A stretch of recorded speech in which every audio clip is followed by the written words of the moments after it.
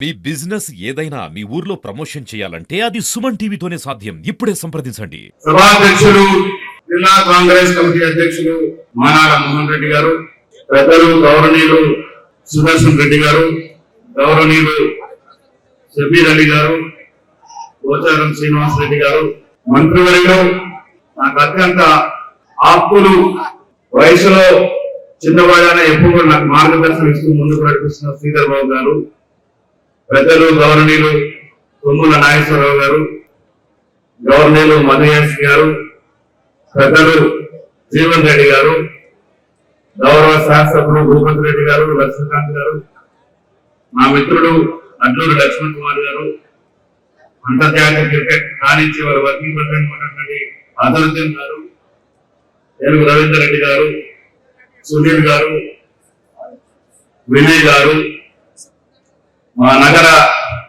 అధ్యక్షుడు, ఈ కార్యక్రమం ఇంత ఘనంగా జరుగుతూ ఉంది అంటే పెద్దలు సుదర్శన్ రెడ్డి గారి నేతృత్వంలో మానా మోహన్ రెడ్డి గారు, కేశవేలు గారు, రాహిర్ రంజాన్ గారు, గడు గంగాధర్ గారు, రత్నాకర్ గారు, అనిల్ గారు, జావేద్ గారు, చాలా మంది, రాంగోపాల్ గారు, రామ్ గారు, చాలా మంది కష్టపడి కార్యక్రమాన్ని నిర్వహించినందుకు వారిని అభినందించండి.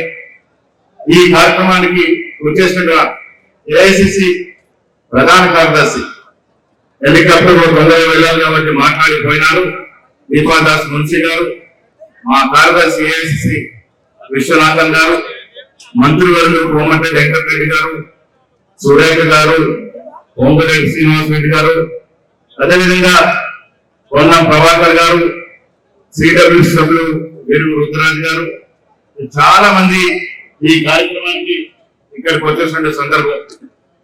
మిత్రులారా, ఎప్పుడైనా ఊహించినారా నాగన్న నుంచి నై ఢిల్లీ దాకా నా ప్రయాణం ఉంటుందని? రాహత్ నగర్ కి పూర్వ పేరు నాగన్న చెరువు. మంద వెంకటేశ్వరరావు గారు, మంద వెంకటేశ్వరరావు పెద్దలు, రంగారెడ్డి గారు, పూర్ణ శ్రీశైలం గారు, లక్ష్మణ్ గారు, శేఖర్ గారు, చాలా మంది పేరు క్షమించాలి. ఇప్పుడు నాగన్న చెరువుని చిన్న గ్రామంలో పుట్టి ఇవాళ రాష్ట్ర కాంగ్రెస్ కమిటీ అధ్యక్షుడిగా చేరినానంటే ఆ రాహత్ నగర్ గడ్డ నీళ్లు నా తల్లిదండ్రుల యొక్క చేసినటువంటి పుణ్య కార్యక్రమాలు ఇవాళ ఈ స్థాయికి వచ్చానని నేను గర్వంగా చెప్తా ఉన్నాను. ఉమ్మడి నిజామాబాద్ జిల్లా రాజకీయంగా చైతన్యవంతమైన జిల్లా. ఆనాడు డి శ్రీనివాస్ గారు ఈ జిల్లా నుంచి బీసీ అధ్యక్షుడిగా పనిచేసినారు. డి శ్రీనివాస్ గారితో నాకు రాజకీయ విభేదాలు ఉన్నప్పటికీ కూడా ఈ రోజు కూడా నేను రాజకీయ గురువుగా భావిస్తాను. ఎందుకంటే నేను ఆనాడు కరాటే మాస్టర్ ఉన్నట్టు నన్ను ఇబ్బంది పెట్టే అనుకోకుండా బలవంతంగా నన్ను రాజకీయాలకు తీసుకొచ్చినటువంటి మహా వ్యక్తి డి శ్రీనివాస్ గారు. ఆనాడు నన్ను జిల్లా ఎమ్మెల్సీ అధ్యక్షుడిగా నియమించి నీకు బలం ఉంది, కార్యకర్తలు ఉత్సాహం ఉంది, నువ్వు రాజకీయాల్లో రాణిస్తావు, నా మాట విను అని నన్ను జిల్లా ఎమ్మెల్సీ అధ్యక్షుడిగా నియమించినటువంటి సందర్భం. ఆ తర్వాత నాకు చాలా రకాలుగా ప్రోత్సాహం చేసినటువంటి డి శ్రీనివాస్ గారి వల్ల మన మధ్య లేకపోవడం చాలా బాధాకరం. నేను వారు సిక్కులో అనుకునేది నాకిన్న పీసీ అధ్యక్షుడు పదవి వస్తే వారి వద్దకు వెళ్ళి ఆశీర్వాదం తీసుకోవాలని అనుకోకుండా వారి ప్రదర్శన. ఈ రాజకీయ ప్రయాణంలో మా తల్లిదండ్రులు గంగాధర్ గౌడ్ మన్నమ్మతో పాటు నా శ్రీమతి సంధ్యారాణి కానీ మా కుటుంబ సభ్యులు కానీ ఆనాడు నక్సల్ ప్రభావితమైనటువంటి జిల్లా గ్రామం నుంచి నక్సల్ ప్రభావంతో ఇబ్బంది పడిన మాకు ఆనాడు నిజామాబాద్ లో ఇల్లు తీసుకొని చదివించినటువంటి ఘనత మా నాన్నగారు. రాజకీయాల్లో నాకు ఇచ్చినటువంటి పదవి చాలా రకాలుగా చాలా ఉదాహరణగా చెప్పుకోవచ్చు.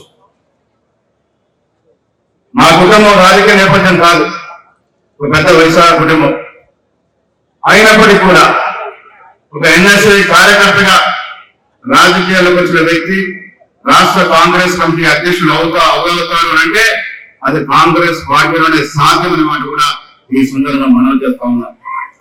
నేను ఏనాడు ఊహించలేదు ఎన్ఎస్ఏ జిల్లా అధ్యక్షుడైన తర్వాత ఎప్పుడు కూడా ఒక కోరిక ఉన్నది ఎమ్మెల్యే కావాలని. ఆనాడు దివంగత పివి నరసింహారావు గారు 94లోనే నాకు అతి చిన్న వయసు 27 ఏళ్ల వయసులో నాకు ఎమ్మెల్యేగా పోటీ చేసిన అవకాశం ఇచ్చారు. డిస్ట్రిక్ట్ నుంచి మండ వెంకటేశ్వరరావు గారు ఆయన తలపడినట్టు నాయకుడు. ఆయన అప్పటికే హ్యాట్రిక్ సాధించినారు, 2 సార్లు గెలిచిన నాయకుడు. ఆయన మీద అసలు రాజకీయంగా డిస్ట్రిక్ట్ నియోజకవర్గం ఎల్లలు కూడా తెలియదు, నాకు బౌండరీస్ కూడా తెలియదు. నేను నిజామాబాద్ జిల్లాలోని 6 అడిగితే అక్కడ సంతోష్ రెడ్డి గారు ఉన్నారు కాబట్టి నన్ను నిజామాబాద్ రూరల్ పంపించడం జరిగింది. ఎల్లగా తెలియని వేళ మండ వెంకటేశ్వర ఉద్యోగులకు పోరాడిన సందర్భం ఓడినప్పటికి కూడా 5 ఏళ్లు కష్టపడిన తర్వాత టికెట్ నిరాకరించి కూడా కాంగ్రెస్ పార్టీ పట్టుకున్న సందర్భం.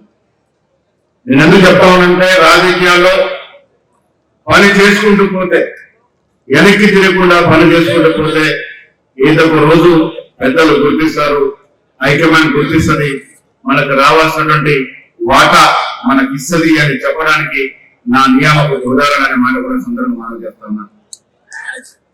ఆనాడు ఎన్ఎస్ఏ జిల్లా అధ్యక్షుడు ఉన్నప్పుడు రాష్ట్ర ఎన్ఎస్ఏ అధ్యక్షుడిగా ఈనాడు బీజేపీ ఉన్నటువంటి సుధాకర్ రెడ్డి గారు, పొంగులేటి శ్రీనివాస్ రెడ్డి గారు బ్రదరు, ఆనాడు ఎన్ఎస్ఏ రాష్ట్ర అధ్యక్షుడిగా నాకు ప్రోత్సాహం ఇస్తే రాష్ట్ర ఎన్ఎస్ఏ అధ్యక్షుడిగా ఆనాడు చెన్నారెడ్డి గారి యొక్క ప్రోత్సాహంతో ఇవాళ దేశంలో చక్రం తిప్పుతున్నటువంటి కేరళకు చెందిన రమేష్ చెన్నితల, మహారాష్ట్రకు చెందిన ముకుల్ వాస్నిక్, పంజాబ్ చెందినటువంటి మనీష్ తివారీ లాంటి ఎందరో సీనియర్ కాంగ్రెస్ నాయకులు నాకు అండగా నిలిచి ఎన్ఎస్ఏ రాష్ట్ర అధ్యక్షులు చేసిన సందర్భం.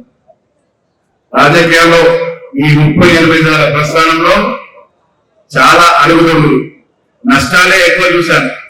38 ఏళ్లలో పనుల కంటే నష్టాలు కష్టాలు ఎక్కువ చూడాల్సినటువంటి పరిస్థితి వచ్చింది. కానీ భగవంతుడు అన్ని కలిపి వడ్డీతో సహా ఏదైనా రాష్ట్ర కాంగ్రెస్ కమిటీ అధ్యక్ష పదవి ఇచ్చినారు. మిత్రులారా, నేను చెప్తాను, నా జీవితం ధన్యమైంది. రాష్ట్ర కాంగ్రెస్ కమిటీ అధ్యక్ష పదవి నేనాడు కళ్ళ ఊహించలేదు. ఆ పదవి రావడం అంటే కాంగ్రెస్ కార్యకర్త యొక్క జీవితం ధన్యమైనట్టుగా నేను సుందరంగా మనవి చేస్తా ఉన్నాను.